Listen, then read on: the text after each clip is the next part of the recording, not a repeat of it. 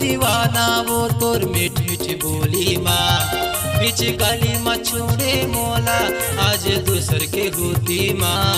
भाई वो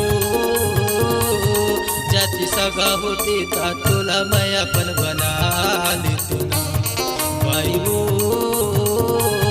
जाति सगा होती ता तोला मैं अपन बना ले तो ना।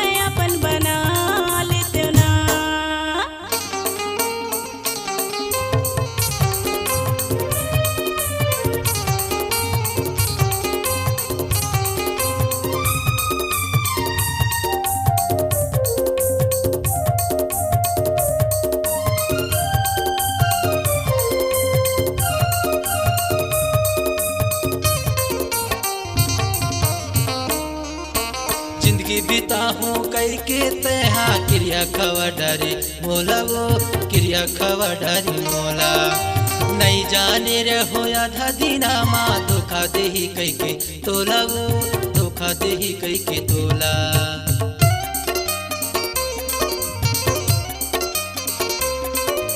जिंदगी बिता हूँ कई के तहा क्रिया खवा डरी मोला वो क्रिया खवा डरी मोला।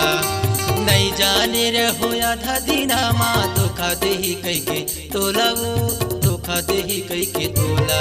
तोला छोड़ेला रही से मोला तहा पहले बताए होते।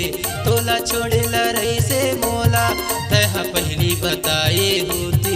भाई वो जाति सगा होते ता तोला मैं अपन बना ले तो ना। भाई वो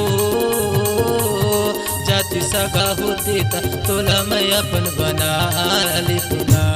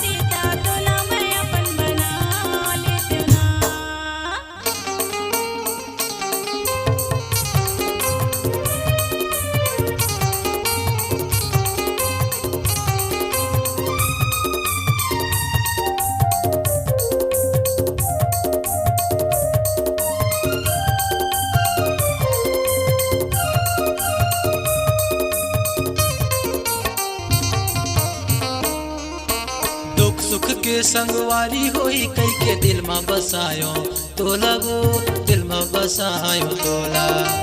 साथ में रही से कई थो तोला हो तस मुरले दुरिया वो हो तस मुरले दुरिया।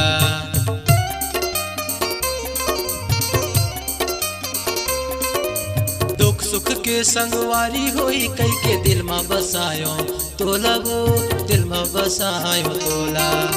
साथ में रही जातिस कई थो तोला होतस मुरले दुरिया वो होतस मुरले दुरिया। सातो जन्म निभाहू कई के सिंदूर मांग मैं अपन भराए, सातो जन्म निभाहू कई के सिंदूर मांग मैं अपन भराए। बाई वो जाति सगा होती तोला मैं अपन बना ले तो ना। बाई वो